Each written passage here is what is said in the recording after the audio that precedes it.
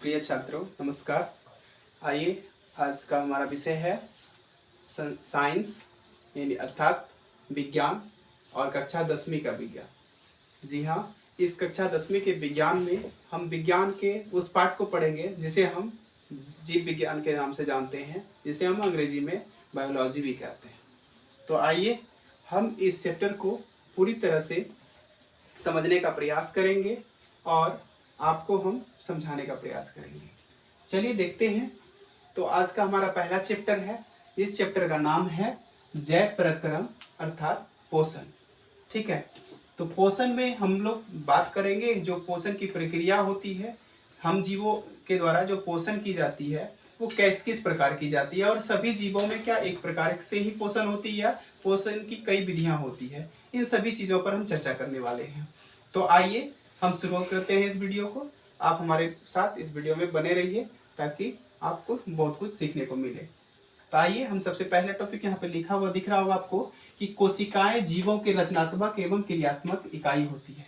हम पृथ्वी पर जितने भी छोटे से बड़े जीव जंतु हैं, इन सभी जीव जंतुओं का जो शरीरों का निर्माण हुआ है वो छोटी छोटी कोशिकाओं से मिलकर के हुआ है। आज हमारा शरीर का अगर छोटा सा पार्ट करता है तो उसमें हजारों लाखों कोशिकाएं सम्मिलित होती है। इसी कोशिकाओं के बलबूते से हमारा शरीर का निर्माण हुआ है। तो इसीलिए इस छोटी कोशिकाएं जो होती है ये मिलकर के बहुत बड़े शरीर का निर्माण करती है। इसलिए इस कोशिकाओं को जीवों की रचनात्मक एवं क्रियात्मक इकाई मानी जाती है। ठीक है, तो आइए फिर जो ये कोशिकाएं होती है, इन कोशिकाओं से मिल करके एक उत्तक का निर्माण होता है। कई कोशिकाओं जब एक साथ मिल जाती है, एक समूह का निर्माण करती है, तो वो जाकर के क्या तैयार होता है, एक उत्तक। फिर वही कई सारे उत्तक मिल करके जब उत्तकों का एक कोई समूह बन जाता है, उस उत्तक से क्या होता है, इस अंग का निर्माण होता है। उत्तकों के समूह से क्या मिल करके निर्माण होता है, अंग का निर्माण होता है। फिर हम देखते हैं फिर अंग, कई अंग सारे मिल करके अंगों के समूह फिर क्या कहलाते हैं, अंग तंत्र कहलाते हैं। और फिर कई सारे अंग तंत्र मिल करके आपको जीवों के शरीर का निर्माण करता है। ठीक है, तो कई सारे अंग तंत्र मिल करके जीवों का निर्माण करते हैं। तो बहुत अच्छी तरह से समझ में आ रहा होगा। तो चलिए आगे बढ़ते हैं। जो हमारा चैप्टर है, इस चैप्टर की ओर जो है जैव प्रक्रम। तो हम सब समझने का प्रयास करेंगे कि जैव प्रक्रम होता क्या है। तो देखिए यहाँ पे लिखी हुई है कि वे सभी क्रियाएं जिनके द्वारा जीवों का अनुरक्षण होता है वह जैव प्रक्रम कहलाती है। देखिए, जिस प्रक्रिया के द्वारा हम सभी जीवों का या जो भी जीव हैं, जो भी तरीके से वो प्रक्रम करते हैं, वो सभी क्रियाएं करते हैं जिनके द्वारा उनके शरीर का अनुरक्षण होता है, यानी उनकी सुरक्षा होती है, वो जीवित रहते हैं। तो उन सारी प्रक्रियाओं को क्या कहते हैं, हम जैव प्रक्रम कहते हैं। जैसे देखिए, हम जीवों को जिंदा रहने के लिए भोजन की आवश्यकता पड़ती है। तो इस भोजन को जो आवश्यकता पड़ती है, इससे हमारे जीवों का अनुरक्षण होता है। इसलिए इसको हम पोषण को क्या कहेंगे, जैव प्रक्रम कहेंगे। जैसे दूसरा श्वसन, हम जीवों के लिए यह भी एक बहुत ही महत्वपूर्ण क्रिया है, श्वसन, जिसके द्वारा हम श्वसन क्रिया करते हैं। तो ये भी जैव प्रक्रम क्रिया में शामिल होता है। फिर जैसे है उत्सर्जन, परिवहन, ये सभी क्रियाएं जो है आपका जैव प्रक्रम कहलाती है। तो आपको बता दें कि हम जीवों को ऊर्जा प्राप्त करने के लिए खाद्य पदार्थों की आवश्यकता होती है। ठीक है, हम सारे जीवों के शरीर में जो ऊर्जा होती है, इस ऊर्जा को प्राप्त करने के लिए हमें किस चीज़ों की जरूरत होती है, खाद्य पदार्थों की, अर्थात हमें भोजन की आवश्यकता होती है। ठीक है, और इसे ही क्या कहा जाता है, पोषण कहा जाता है। क्या कहा जाता है, पोषण कहा जाता है। और इसी पोषण की क्रिया से जीव ग्रहण करते हैं। ठीक है, पोषण की क्रिया से जीव क्या करते हैं, ग्रहण करते हैं। तो आपको समझ में आ रहा होगा कि ऊर्जा प्राप्त करने के लिए हमें खाद्य पदार्थों की जरूरत होती है, जो पोषण की क्रिया से जीव ग्रहण करते हैं।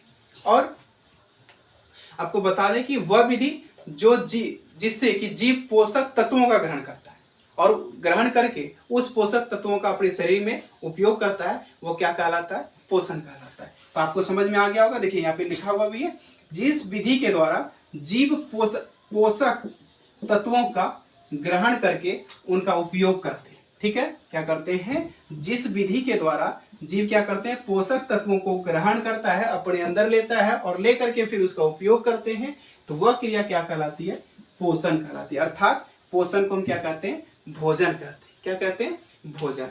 तो हम जीवों में पोषण जो होता है मुख्य रूप से 2 विधियों के द्वारा संपन्न होता है। हम जीवों के शरीर में जो भोजन होता है अर्थात पोषण होता है वो मुख्यतः 2 विधियों के द्वारा संपन्न होती है। वो कौन कौन सी है, एक तो है स्वपोषण, दूसरा है परपोषण। इन 2 पोषण के विधियों के द्वारा हम जीवों में पोषण होता है। तो आपको समझ में आ रहा होगा। चलिए हम आगे बढ़ते हैं।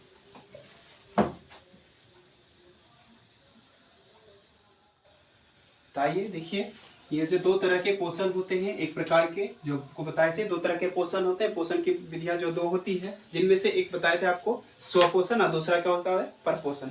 उसमें से सबसे पहले हम जानते हैं स्वपोषण। स्वपोषण जिसको हम ऑटोट्रॉफिक न्यूट्रिशन भी कहते हैं, ठीक है, ऑटोट्रॉफिक न्यूट्रिशन भी कहते हैं। अब ये स्वपोषण क्या होता है कि स्वपोषण में हम क्या देखते हैं, पोषण में, इस प्रकार के पोषण में जीव अन्य जीवों पर निर्भर नहीं रहता है, बल्कि वह खुद से अपना भोजन को संश्लेषित करते हैं। तो उसे की क्या कहते हैं, स्वपोषण कहते हैं। जैसे हरे पेड़ पौधे, स्वपोषण कौन करते हैं, हरे पेड़ पौधे, यानी पृथ्वी पर जितने भी हरे पेड़ पौधे पाए जाते हैं वह स्वपोषी होते हैं। अर्थात कि वह अपना भोजन खुद से तैयार करता है, ना कि किसी अन्य जीवों पर निर्भर रहते हैं।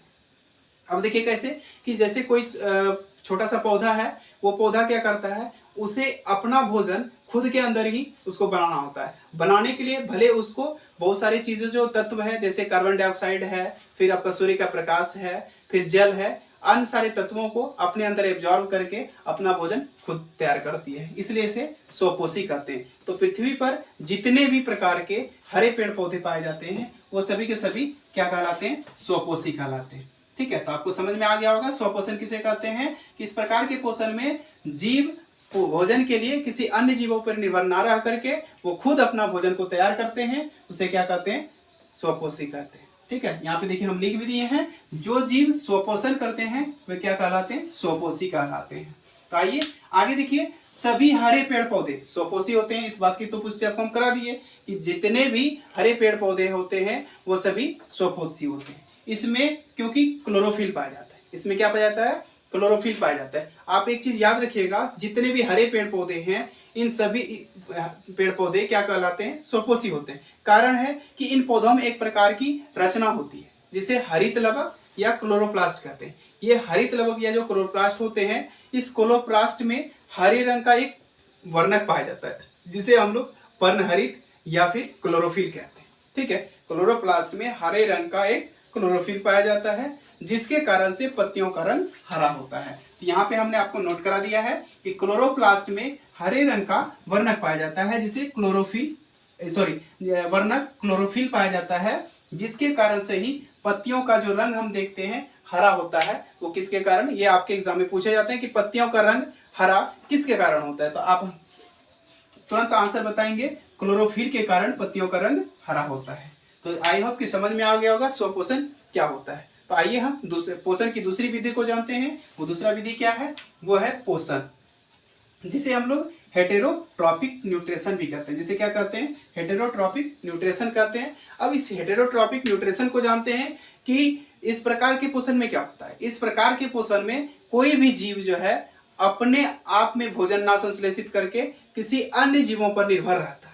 ठीक है, तो अन्य जीवों पर जो अपना भोजन लेने के लिए निर्भर रहते हैं ऐसे जीवों को हम क्या कहते हैं, परपोषण कहते हैं। वैसे जीवों को क्या कहते हैं, परपोषी कहते हैं। तो देखिए यहाँ पे हम आपको लिख दिए हैं कि इस प्रकार के पोषण में जीव अपने भोजन के लिए अन्य जीवों पर आश्रित होती है। ठीक है, तो ये पहचान आपको समझ में आ गया होगा कि परपोषण में क्या होता है, कि परपोषण में जीव अपना भोजन खुद ना बना करके किसी अन्य जीवों पर निर्भर रहते हैं। जैसे मनुष्य, हम मनुष्य क्या होते हैं, अपना भोजन खुद से संश्लेषित नहीं करते हैं, हम दूसरों के बनाए हुए भोजन को ग्रहण करते हैं। जैसे देखिए जितने भी पेड़ पौधे हैं, जैसे हम साग सब्जियां खाते हैं, वो क्या डायरेक्ट हमने बनाया नहीं, बल्कि वो पौधों ने खुद से तैयार किया। उसका जो एनर्जी है, उसका जो ऊर्जा है, उसमें जो पोषक तत्व है, उस चीजों को फिर हम अपने अंदर एब्जॉर्ब करते हैं, भोजन के रूप में ग्रहण करते हैं। तो वो हम क्या करें, परपोषी, यानी दूसरों पर आश्रित हैं। अगर वो पेड़ पौधे नहीं होते हैं, चावल दाल नहीं होते हैं, तो हम नहीं भोजन खा सकते हैं। उसी प्रकार इसलिए हम क्या है, हम जीव क्या है, तो ये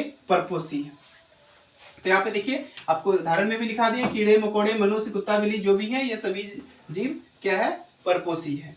तो आइए प्रपोषण मुख्य जो होता है वो 3 प्रकार से होते हैं। प्रपोषण कितने होते हैं? मुख्य रूप से 3 प्रकार के होते हैं। तो पहला याद रखिएगा, एक होता है मृतजीवी प्रपोषण, ठीक है, मृतजीवी प्रपोषण। दूसरा होता है परजीवी प्रपोषण और तीसरा होता है प्राणी संपोषण। तो ये आपको समझ में आ गया प्रपोषण के कितने प्रकार होते हैं। तो प्रपोषण के 3 प्रकार होते हैं। कौन कौन से? मृतजीवी पोषण, परजीवी पोषण, प्राणी संपोषण, ठीक है। तो आपको उम्मीद करते हैं कि बहुत अच्छे से समझ में आ रहा होगा। तो आपसे यही उम्मीद करेंगे कि अगर आप हमारे चैनल पे नए बन रहे हैं तो आप हमारे चैनल को सब्सक्राइब कीजिए, साथ ही बेल आइकन को दबाइए और वीडियो को हो सके तो लाइक कीजिए और वीडियो के लास्ट में कमेंट जरूर कीजिएगा कि आपको ये वीडियो किस प्रकार का लगा, ताकि हम और भी मोटिवेट होकर के अच्छे अच्छे वीडियो बना सकें। तो आइए इस वीडियो में इतना ही, बस अब मिलते हैं फिर अगले पार्ट में। धन्यवाद।